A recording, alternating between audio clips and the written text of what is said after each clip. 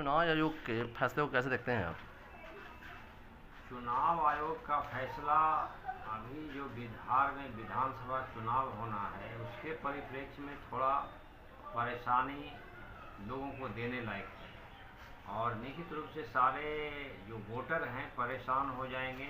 जितना कम समय में इस चीज़ को रखा गया है कि आप अपने वोटर कार्ड को रिन्यूअल करा लें, यह परेशानी का सबब होगा।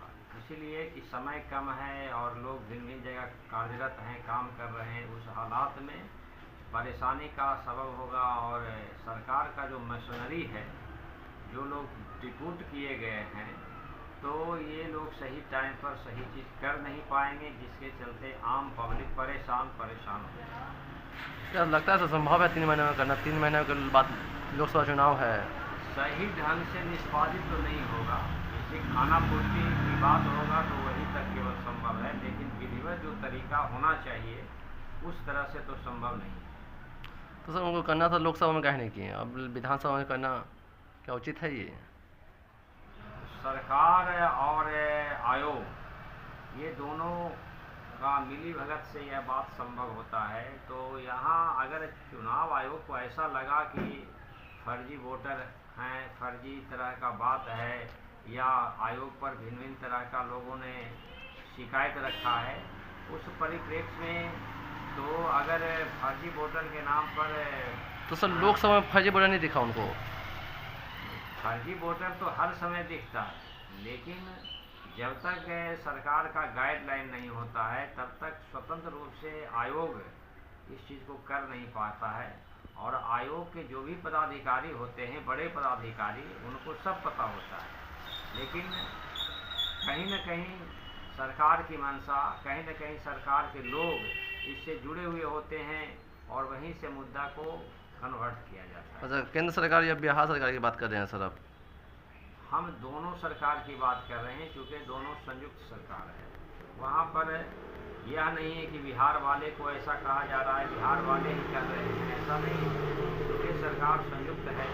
इसीलिए इस परिप्रेक्ष्य में परेशानी तो आम जनता को ही होना होता है, सरकार को थोड़ी ही परेशान पब्लिक होगा, क्योंकि जो नियमित कमाने वाला आदमी है, जो अपने प्रांत से बाहर है, उस आदमी को तो बहुत महंगा सिद्ध होगा ये वोटर कार्ड में पुनरीक्षण करवाना। कहीं ना कहीं सरकार की भी मिली जुली भगत है इसमें। हाँ, सरकार की मंशा भी स्पष्ट नहीं है। मिली जुली बात कहा जाए तो यह है कि भाई अगर किसी चीज़ को सत्यापन कराना है तो लंबा टाइम देना चाहिए, उसका मशीनरी सरकार को अपना फिट रखना चाहिए कि किसी को कोई दिक्कत नहीं हो।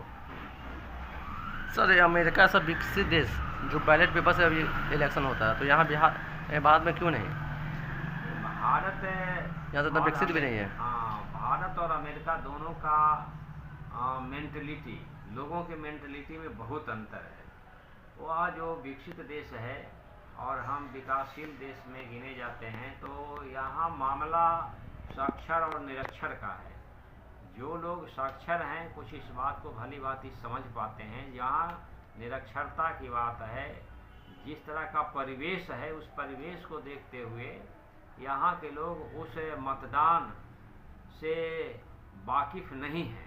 केवल वोट देना, वोट डालना तक के लोग की बात है। किसी के कह देने पर अपने स्वविवेक से जो निर्णय होना चाहिए वोटरों का, जो अधिकार उसे प्राप्त है, उसके अनुसार लोग नहीं कर पाते।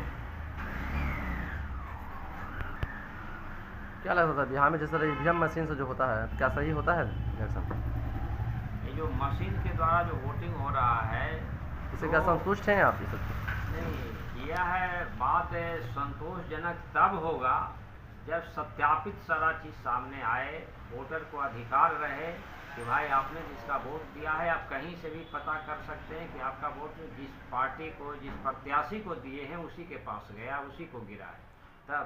लेकिन आज जब मामला कंप्यूटर हैकिंग का है और बहुत सारे साइबर फ्रॉड बैठे हुए हैं, तो उस स्थिति में तो थोड़ा संदेहास्पद जैसा प्रतीत होता है। चूँकि अगर हम वोट देते हैं किसी भी पार्टी को और वहाँ का प्रत्याशी हार जाता है तो वह शंका के दायरे में आता है। कहने के सर बिहार सरकार में आप भी आती हैं? और कहीं ना कहीं आप भी असंतुष्ट हैं ईवीएम मशीन से। हाँ, अब सरकार में हैं, सरकार के पार्टी जो सत्ता में है उसके साथ हैं, लेकिन सत्यापित बात है उसको कहने में कहीं से गुरेज नहीं है। जो सत्य है उसको तो स्वीकारना ही पड़ेगा।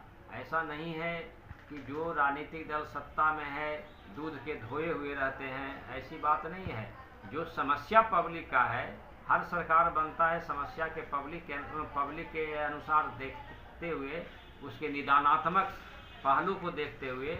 लेकिन अगर सरकार सत्ता में आकर के उसका निदान अगर नहीं करता है तो उस स्थिति में तो पब्लिक के साथ बेईमानी